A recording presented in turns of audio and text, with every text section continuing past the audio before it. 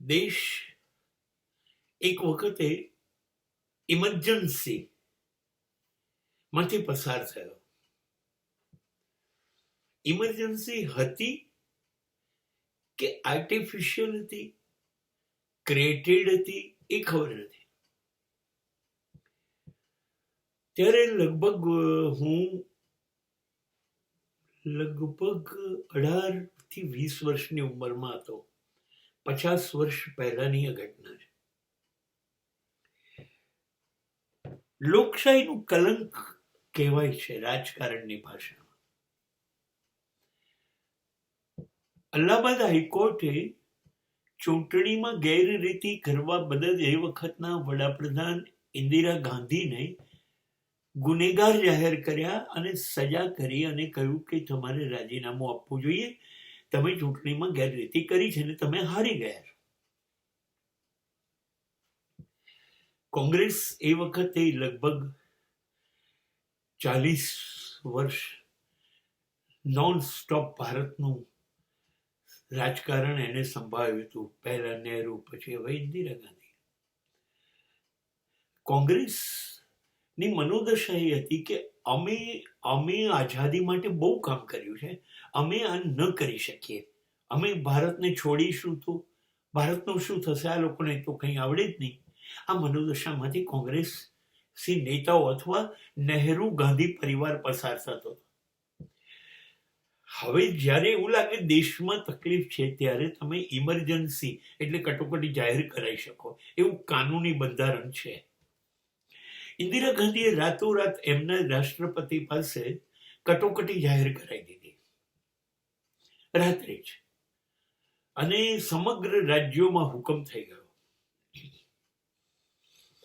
કે આજે રાત્રેથી કટોકટી અમલમાં આવે છે. હવે કટોકટી એટલે એ કે હવે દેશ જેના હાથમાં છે એ જેમ કહેશે એમ થશે. હવે કોઈએ કશું વિચારવાનું નહીં, બોલવાનું નહીં, કોઈએ કંઈક લખવાનું નહીં, કશું નહીં.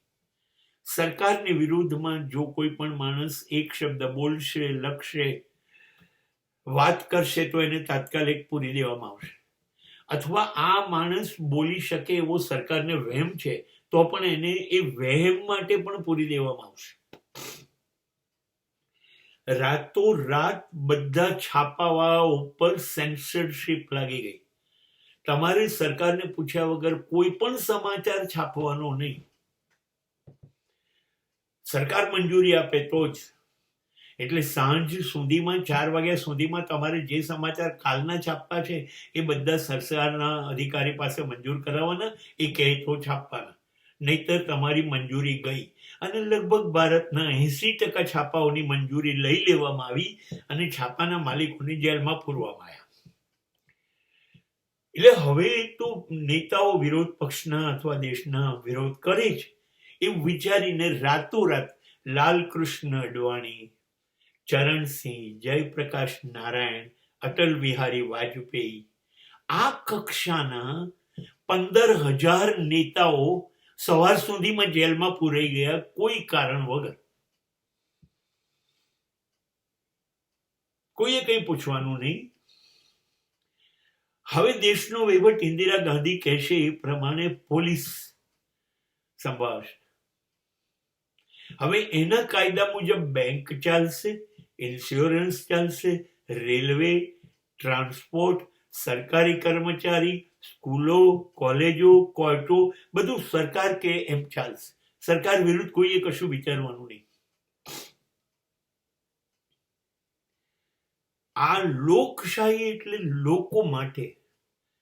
એમાંનો કોઈ પણ નિયમ લોકો માટે અનુકૂળ નહોતો. આ સરમુખત્યારશાહી હતી. લગભગ હિટલર, મુસોલિની એ લોકો આ પ્રમાણે એમનો દેશ ચલાવતા હતા.